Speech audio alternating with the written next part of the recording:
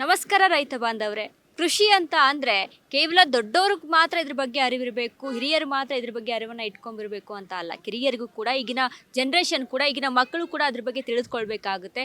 ಹಾಗಾಗಿ ಕೃಷಿ ಅಂತ ಅಂದರೆ ಯಾವ ರೀತಿಯಾದಂಥ ಜ್ಞಾನ ಇರಬೇಕು, ಇದೆಲ್ಲದರ ಬಗ್ಗೆ ಈಗಾಗಲೇ ನಾನು ಒಂದು ವಿಡಿಯೋದಲ್ಲೂ ಕೂಡ ತಿಳಿಸ್ಕೊಟ್ಟೆ. ಅದೇ ರೀತಿಯಾಗಿ ಮಕ್ಕಳು ಕೂಡ ಈಗ ಏನು ಈ ಬೆಂಗಳೂರಿನಲ್ಲಿ JKVKಯಲ್ಲಿ ನಡೀತಾ ಇದ್ದಂಥ ಸಸ್ಯ ಸಂತೆಯಲ್ಲಿ ಮಕ್ಕಳು ಕೂಡ ಬಂದಿದ್ದಾರೆ. ಅವರು ಕೂಡ ಇಲ್ಲಿ ವೀಕ್ಷಣೆ ಮಾಡಿದ್ದಾರೆ. ಏನೆಲ್ಲ ನೋಡಿದ್ರು, ಅವರ ಎಕ್ಸ್ಪೀರಿಯೆನ್ಸ್ ಹೇಗಿತ್ತು ತಿಳಿದುಕೊಳ್ಳೋಣ. ಹಾಯ್. ಹಾಯ್, ನನ್ನ ಹೆಸರು ತನುಶ್ರೀ. ನಾವು ಬೆಂಗಳೂರಲ್ಲಿ ಇದನ್ನು once in a life time experience ಅಂತ ಹೇಳ್ಬೋದು. ನಾವು ಇದನ್ನು ದಿನ ನೋಡೋಕ್ಕಾಗಲ್ಲ. ಸೊ ಈ ಸಸ್ಯ ಸಂತೆಯಿಂದ ನಾವು ಎಷ್ಟೊಂದು ಕಲಿಬೋದು, ನೋಡ್ಬೋದು. ಇಲ್ಲಿ ಏನೇನೆಲ್ಲ ನೋಡಿದ್ರಿ? ನಾನು ಬೇರೆ ಬೇರೆ ಥರ ಗಿಡ, ಫ್ರೂಟ್ಸ್, ವೆಜಿಟೇಬಲ್ಸ್ ಮತ್ತು ಕ್ಯಾಬೇಜ್, ಕ್ಯಾಪ್ಸಿಕಮ್, ಸೊಪ್ಪು ಎಲ್ಲ ನೋಡಿದ್ದೇನೆ. ಓಕೆ, ಕೃಷಿ ಮಾಡ್ಬೋದಾ ನೀವು ಮುಂದೆ? ಇಂಟ್ರೆಸ್ಟ್ ಇದೆಯಾ? ಹೌದು. ಇದೆಯಾ? ಹಾಂ, ಏನು ಬೆಳೆ ಬೆಳಿಬೋದು? ನನಗೆ ಫ್ಲವರ್ಸ್, ಹೂವುಗಳು ಇಷ್ಟ.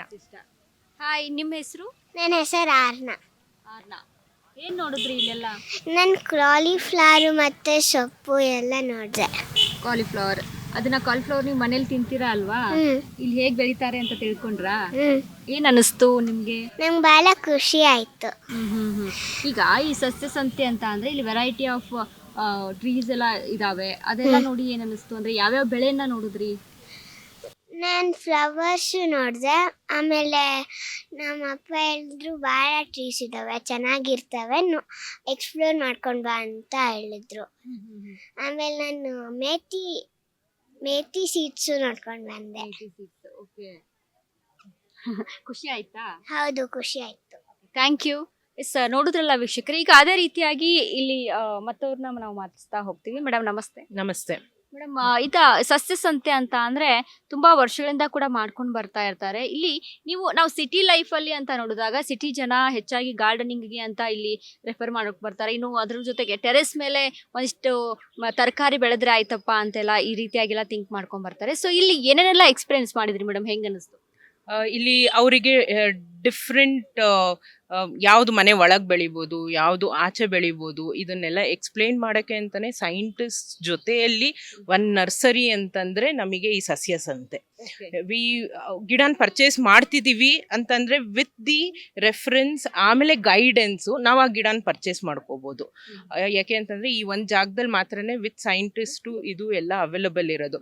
ಎವ್ರಿ ಡೇ ನೀವು ನರ್ಸರಿಗೆ ಹೋದರೆ ಅಲ್ಲಿ ಯಾರೋ ಒಬ್ಬ ಮಾರೋನ್ ಕೂತಿರ್ತಾನೆ, ಅಲ್ಲಿಂದ ತೊಗೊಂಡು ಹೋಗ್ತೀವಿ. ಅದು ನಿಜವಾಗ್ಲೂ ಒಳಗಡೆ ಬೆಳೆಯುತ್ತಾ ಇಲ್ವಾ, ಅದಕ್ಕೆ ಏನು ಮಣ್ಣು ಹಾಕಬೇಕು, ನೀರು ಹಾಕಬೇಕು, ಇದು ಯಾವುದೂ ನಮಗೆ ಗೊತ್ತಾಗಲ್ಲ.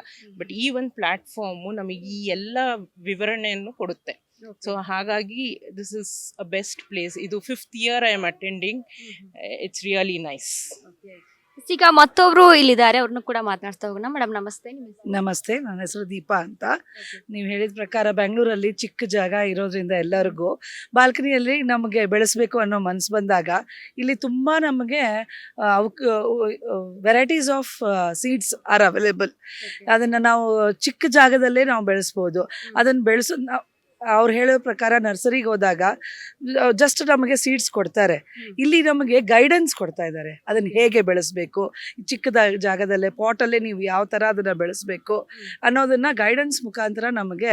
ಆಮೇಲೆ ದಿನ ನಾವು ತರಕಾರಿನ ಮಾಡಿ ಕೊಡ್ತೀವಿ, ತಂದು ಕೊಡ್ತೀವಿ ಮಕ್ಕಳಿಗೆ. ಆದರೆ ಅದು ಯಾವ ಥರ ಬೆಳೆಯುತ್ತೆ ಅನ್ನೋ ಒಂದು ಅವಕಾಶನ ತೋರಿಸ್ಕೊಟ್ಟಿರೋದು JKVK ತೋಟಗಾರಿಕೆ ಇಲಾಖೆ.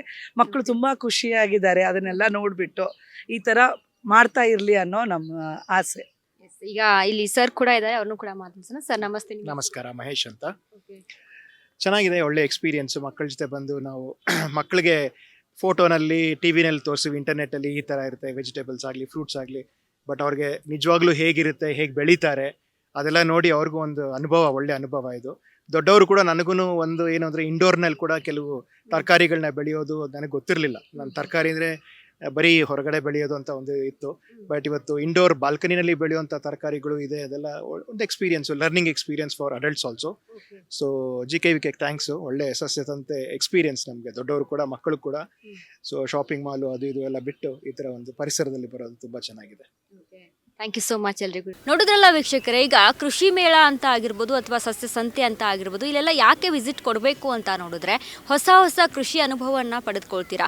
ಒಂದೇ ಬೆಳೆಗೆ ಸೀಮಿತವಾಗಿ ಅದರಿಂದ ಲಾಸ್ ಆಯಿತು ಅಂತ ಅಂದರೆ ಕೃಷಿ ಮಾಡಿದ್ಯಪ್ಪ ಲಾಸ್ ಆಯಿತು ಇಷ್ಟು ಮಟ್ಟಿಗೆ ಅಂತ ಕೆಲವೊಂದಿಷ್ಟು ರೈತರ ಜೀವನವನ್ನು ನಾವು ನೋಡ್ತಾ ಇದ್ದೀವಿ. ನಿಜಕ್ಕೂ ಕೂಡ ತುಂಬ ಲಾಸನ್ನು ಅನುಭವಿಸಿ ಅಲ್ಲಿ ತಮಗೆ ಏನು ಮಾಡಬೇಕು ಅಂತಲೂ ಕೂಡ ತೋಚೋದಿಲ್ಲ. ಅದೆಲ್ಲದರಿಂದ ಕೂಡ ನೀವು ಮುಕ್ತಿ ಪಡೆದುಕೊಳ್ಬೇಕು ಅಂತ ಅಂದರೆ ಕೃಷಿ ಮೇಳಗಳಿಗೆ ವಿಸಿಟ್ ಕೊಡಿ. ಕೃಷಿ ತಜ್ಞರ ಜೊತೆ ನೀವು ಸಂಭಾಷಣೆಯನ್ನು ನಡೆಸಿ ಅದ್ರ ಬಗ್ಗೆ ಜ್ಞಾನವನ್ನು ಪಡೆದುಕೊಂಡು ಕೃಷಿ ಮಾಡಿದ್ರೆ ಇನ್ನೂ ಹೆಚ್ಚಿನ ಲಾಭವನ್ನು ಪಡೆದುಕೊಳ್ಳಬಹುದು. ನಮಸ್ಕಾರ.